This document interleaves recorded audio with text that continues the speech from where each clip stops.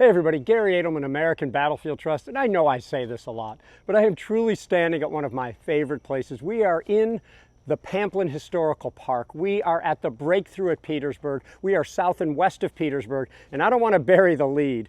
This Pamplin Historical Park, many of you know it, a lot of you probably haven't been here before, but this place has been threatened for a long time. We haven't really publicized that. Sometimes we go, behind the scenes, and sometimes we come out public and talk about this. It is not under easement. It has always been potentially on the open market, and let me not bury the lead. We have a chance to preserve this ground where the most consequential attack of the entire Civil War happened, and two other battles happened as well here at the Breakthrough. So let me back up for a second. I'm going to describe all this, but first into the history.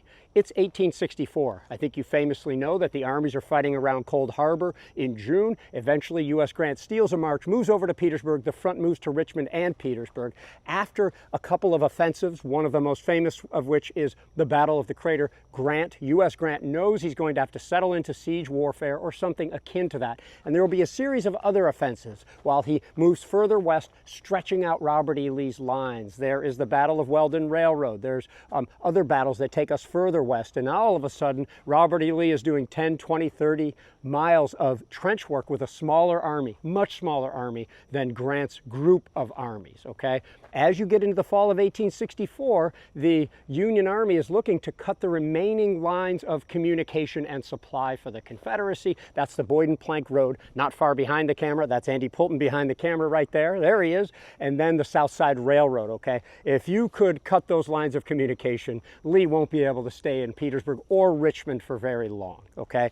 That's going to result in a battle, an underappreciated battle called the Battle of Peebles Farm. This is September of 1864, and it will be fought. And I could gesture broadly to point to where it's fought. I could say it is off behind my right, behind my left, over all my shoulders, over, beyond, and on other land preserved by the American Battlefield Trust. But then here comes March 1865. I'm zooming way forward. And in March of 1865, the most famous thing that happens around Petersburg is Lee's last grand attack, his last grand offensive, the Battle of Fort Stedman. And on that day, with some great promise, the Confederates break through the Union lines, but eventually superior Union reinforcements push them back, and Robert E. Lee is pushed back to his lines. Grant knows Lee must have weakened his lines elsewhere, orders attacks all along the line, and right behind me is the Battle of Jones Farm, fought on the same ground as the Battle of Peebles Farm in part, where the Union captures some advanced lines, namely a Confederate picket post, cutting in half the distance that they need to get to some of these works here in what is now Pamplin Historical Park. Union High Command, namely Grant, knows that Lee's lines are stretched to the limit. Grant smells blood in the water, and he is going to order an all-out assault in this area and all along the lines at dawn on April 2nd, 1865. On that day, in that morning, after a huge bombardment, here comes the Union Army. Right in this vicinity, we're talking about the Union 6th Corps. The 6th Corps is going to sort of form a wedge. They're going to send pioneers forward to clear some of the obstructions, abattis, that are in the way, and they are going to come toward the Confederate line here. Now, what they don't know but suspect is that the Confederates, North Carolinians manning these works, 6 regiments of North Carolinians facing, and those are understrength regiments too, facing 3 divisions. Remember, those divisions are made up of 3 or 4 brigades each, and those brigades are made up of 3 to 5 regiments each, and they're facing a greatly superior Union force. They send the pioneers forward to try to clear all that abattis. Here come the men of the 6th Corps, Vermonters, Marylanders, New York, Pennsylvania, and other states here, moving through the open ground. You see a lot of trees now, but moving through this open ground. That sets up a great climax right in front of us, where one Vermonter, his name is Captain Charles Gould, and Gould is known as the first man over the works, but a lot of people dispute that. Certainly the Marylanders might dispute that he's the first one, but he is among the Medal of Honor recipients, for he mounts the works. He's first in his area to do that. The Confederate puts a gun in toward his chest, pulls the trigger. It doesn't discharge. Another one scalps him in the head. Somebody bayonets him through the face. Another guy is ready to come up, bayonet him through the spine, and eventually a Union soldier comes up and drags Gould back across the trenches. He will survive. Like I said, he will be one of dozens of Medal of Honor recipients in this particular attack here, one of more than 100 at Petersburg over the course of the 292-day, what some people call siege, I would call a campaign, a series of engagements. More than 70 named battles and engagements are fought over here, and I'm having trouble walking here, okay? So you're looking over some of this ground where Gould came through, and between when Gould broke through and the Marylanders broke through, it is no more than 15 minutes until all of a sudden the Union, instructed to fan out, starts breaking through the Confederate line. Within an hour, a full mile of Confederate trenches are captured. The way to the Boyden Plank Road and the South Side Railroad is wide open. The Confederates are going to put up stiff fights at places like Fort Whitworth, Fort Gregg, over near Lee's headquarters. But this thing is up. Within hours, Robert E. Lee is going to order the evacuation of Petersburg and of Richmond, the Confederate capital, okay? The end of the war, at least for Lee's army, is only 1 week away, okay? So consequential stuff here. This is why I call this the most consequential single attack of the Civil War. It's also one of the big ones. We're talking about 15,000 or so soldiers, making it larger than Pickett's charge, and also proving again that the largest attacks of the Civil War tended to work, thinking of Gaines's Mill and maybe the Wilderness and Spotsylvania, at least to some degree, okay?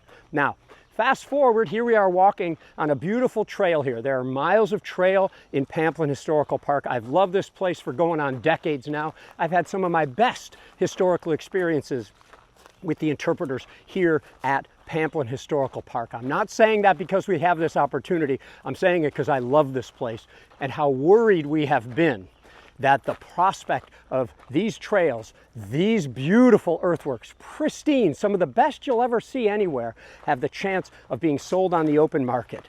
There are a number of functions next to a US Route 1, next to an interstate, zoned at least light industrial and commercial, that this could perform. However, the Pamplin family had so much foresight in preserving this place in the first place, as well as the desire to see this preserved as a historical park, now is working with us to preserve and place an easement on this place. Let me say a couple of things here that are very important. One, we're not getting into the museum business at the Trust.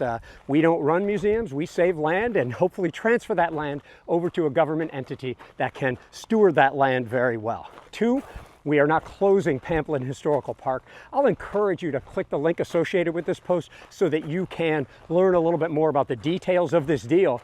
One more thing is that the $11 million we need, we've already gotten more than 80% of it. It's a 17-to-1 match. So if you're able to come up with a gift of 50 bucks, let me do some math, that sounds like $850 of impact if you're able to support this. Now, here we are right near the site of the breakthrough. The story of Charles Gould comes to life when you can actually be atop or inside these works here. Imagining the North Carolinians 6 feet apart. Normally 6 feet is supposed to have shoulder to shoulder in two lines, not by this point in the war, not after Lincoln won the election of 1864, not after the Confederates are melting away at 100 a day, ready to go home. So those who are left are really ready to fight. The fight here is absolutely vicious, but it is short. The Union breaks through, captures Petersburg, captures Richmond, and Lee will surrender 1 week later, and it all happened right here.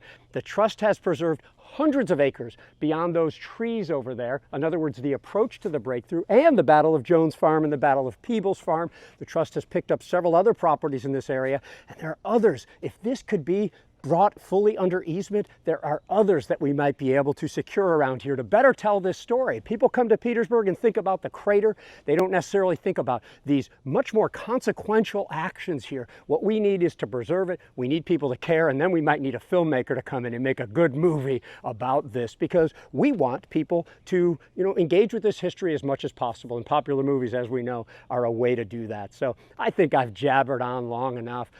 We really hope you can get involved. We hope you'll share this video with your friends and subscribe to our YouTube channel while you are at it, because what we are trying to do is save as much land, as much of the important, critical, hallowed ground from the American Revolution, the War of 1812, and the Civil War before it's gone. So we really appreciate you watching. Thanks to Andy behind the camera. Thanks to Pamplin Historical Park for all they've done to steward this place over the years and for giving us access today. And thank you to you, the members of this organization who have allowed us to preserve so much land. Thanks for all you do for battlefield presence preservation, and education.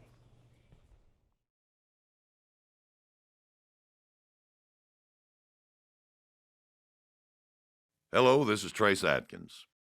Get inspired at battlefields.org.